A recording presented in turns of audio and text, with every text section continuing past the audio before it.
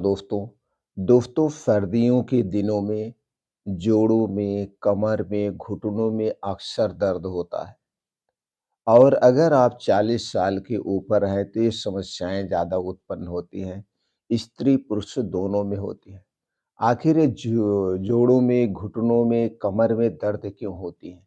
इसके पीछे का कारण क्या है? दोस्तों ये हड्डियाँ जो हमारी होती हैं इनके बीच में जो जोड़ होता है, जोड़ में एक प्रकार की ग्रीस पाई जाती है जिसे कार्टिलेज पाया कहा जाता है। दोस्तों जब ये ग्रीस कम हो जाती है तो इसके कारण भी दर्द होता है और इसके कई कारण हैं जैसे अगर आपका वज़न ज़्यादा है या कोई बीमारी है या दोस्तों शरीर में कैल्शियम, विटामिन डी की कमी है, खून की कमी है तो भी दर्द होता है। कभी-कभी दोस्तों जब पोषक तत्वों की कमी होती है उसके कारण भी दर्द होता है और जब हमारे शरीर का वात रोग बढ़ जाता है उसके कारण भी दर्द होता है। तो कई कारणों से दर्द होता है। ये जो कारण हमने बताया अगर इन कारणों से जो दर्द हो रहा है, इस दर्द को दूर करने के लिए दोस्तों सर्दियों में कुछ ऐसी सब्जियाँ पाई जाती हैं जिनका सेवन हमें बढ़ा देना चाहिए।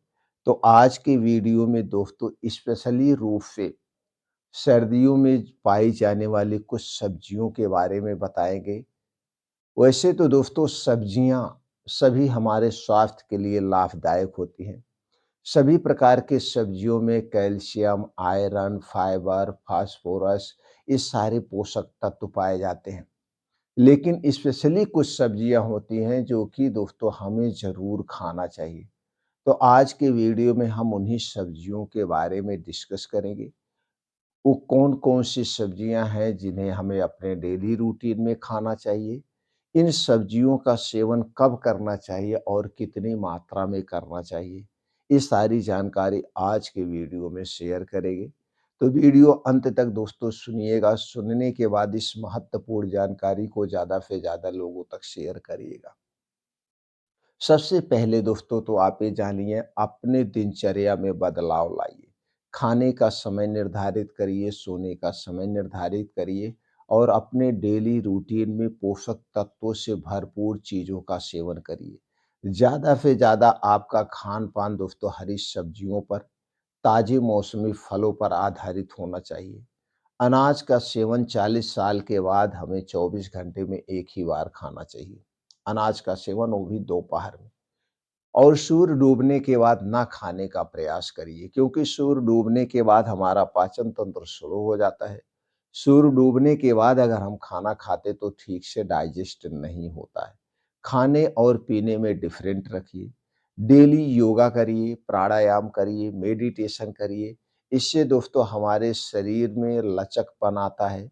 अंदर के जो आर्गन हैं वो सब दोस्तों स्वच्छ होते हैं, उनमें मजबूती आती है। डेली रूटीन में करना चाहिए। और दोस्तों देखा जाए तो आज के समय में बाहर की कोई भी चीज़ हमारे लिए सेफ नहीं है। जितना भी पैकेट बंद, डिब्बा बंद हो, चाहे जूस हो, चाहे कोई भी खाने वाली चीज़ हो, चाहे बिस्किट, ब्रेड, टोस्ट, नमकीन, कुछ भी सेफ नहीं है। अगर वो मीठी चीज़ है तो दोस्तों चीनी से, मैदे से, रिफाइन या पामोलिन में छाना जाएगा। अगर तीखी चीज़ है तो चीनी के स्थान पर नमकीन या लाल मिर्च मिलाया जाएगा, जो कि ये सारे वेस्ट पदार्थ हैं और हमारे पाचन तंत्र के लिए सबसे खतरनाक है। लेकिन आज की सबकी डाइट दोस्तों बाहर की वस्तुएँ खाने पर लगे हैं क्योंकि हम अपने मन को कंट्रोल नहीं कर पाते, अपने जीभ को कंट्रोल नहीं कर पाते हैं। इसे कंट्रोल करना होगा। और दोस्तों ना हो सके तो चीनी का सेवन मत करिए। ऐसी डाइट रखिए तो ऐसे भी आप निरोगी रहेंगे। तो चलिए दोस्तों उन सब्जियों के बारे में जानते हैं। सबसे पहली सब्जी है दोस्तों केल की सब्जी। दोस्तों अगर आपके एरिया में केल पाया जाता हो तो केल की सब्जी ज़रूर खाइए। इसमें कैल्शियम, आयरन, फास्फोरस, विटामिन्स व दोस्तों एंटीऑक्सीडेंट पाए जाते हैं जो बड़े ही फ़ायदेमंद होते हैं। दूसरी सब्जी है जो कि दोस्तों ठंडियों में ही पाई जाती है और ठंडियों में ही हमें इनका सेवन करना चाहिए, वो है गाजर और चुकंदर। दोस्तों गाजर और चुकंदर सबसे सस्ता है। इसका आप सलाद ले सकते हैं, इसका आप जूस ले सकते हैं। तो एक दिन में कितना गाजर चुकंदर का जूस लेना चाहिए या सलाद खाना चाहिए, चलिए हम वो जान लेते हैं। दोस्तों, एक दिन में 150 से 200 ग्राम गाजर आप ले सकते हैं, 50 ग्राम से 100 ग्राम आप चुकंदर ले सकते हैं। चुकंदर की मात्रा कम रखिएगा, चुकंदर ज़्यादा नहीं खाना चाहिए। अगर आप 100 ग्राम से ज़्यादा खाएँगे, तो दोस्तों आपको गैस, कब्ज़, एसिडिटी हो सकती है, क्योंकि इसमें आयरन की मात्रा सबसे ज़्यादा होती है। दोस्तों, चुकंदर को खून बढ़ाने वाली मशीन भी कहा जाता है। अगर आप दोस्तों ये ठंडियों की पूरे सीज़न भर, यानी चुकंदर और गाजर अब यही दिसंबर से नई आना शुरू होती है और हमें कब तक मिलती है? जब तक बारिश नहीं होती है। जैसे बारिश होना शुरू हो जाती है, गाजर, चुकंदर में खेतों में पानी लगता है, खत्म हो जाती है। तो दोस्तों हमें यही सीज़न भर खाना चाहिए। सीज़न के बाद बारिश या दोस्तों जब तपती गर्मी हो उस समय नहीं लेना चाहिए। मिलने को तो गाजर, चुकंदर 12 महीने मिलता है, लेकिन दोस्तों सही समय उसका यही है। बारिश के दिनों में ज़मीन के नीचे और ज़मीन के ऊपर जो सब्जियाँ पाई जाती हैं, ख़ास करके पत्तेदार, उनका नहीं खाना चाहिए, सेवन नहीं करना चाहिए। तो गाजर और चुकंदर का आप 1 गिलास जूस ले सकते हैं। दोनों की मात्रा अगर बात करें तो 250 से 300 ग्राम। जितना आपका ओज़न है, ओज़न का 10 ग्राम।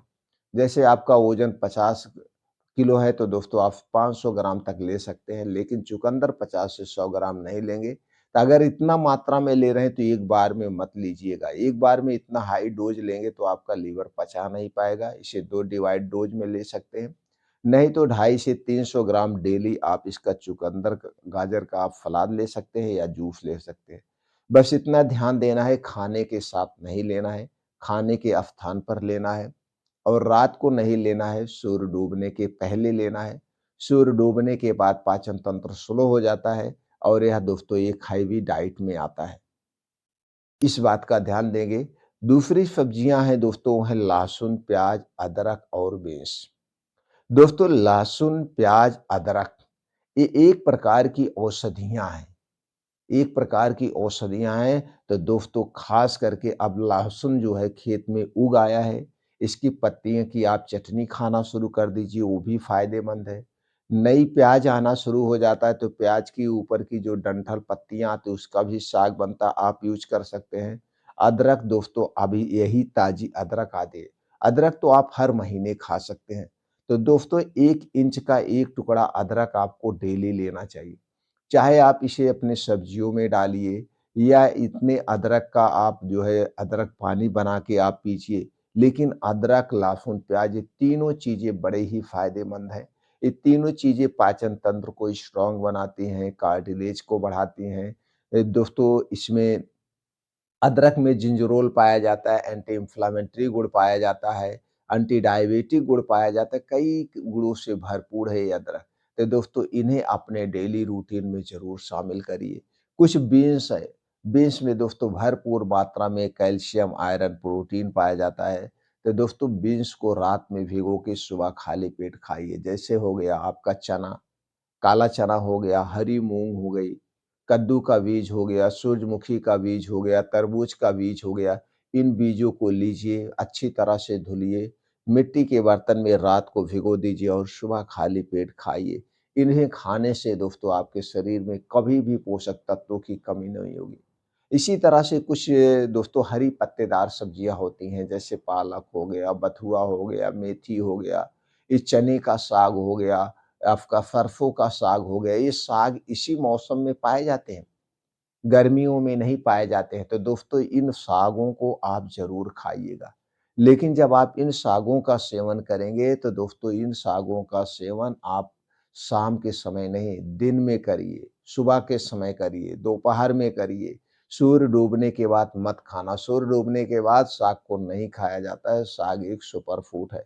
तो दोस्तों इन सब्जियों को अगर आप शामिल करते हैं अपने डेली रूटीन में, तो आपके शरीर में पोषक तत्वों की कमी नहीं होगी, कार्टिलेज को बढ़ाएगा, जोड़ों के दर्द, कमर के दर्द को दूर करने में मदद करेगा। तो दोस्तों इन सब सब्जियों को ज़रूर अपने डेली रूटीन में शामिल करिए। आपका शरीर स्वस्थ रहेगा, निरोग रहेगा और सब लोग खा कर सकते हैं। बस इतना ध्यान दीजिएगा धूम्रपान, अल्कोहल, कोल्ड ड्रिंक्स, ठंडा पेय पदार्थ से दूरी बनाइए, पैकेट की चीज़ों से दूरी बनाइए, चीनी से दूरी बनाइए, मैदे से दूरी बनाइए, रिफाइन किया गया पामोलिन तेल से दूरी बनाइए। आप दोस्तों हमेशा स्वस्थ और निरोग रहेंगे।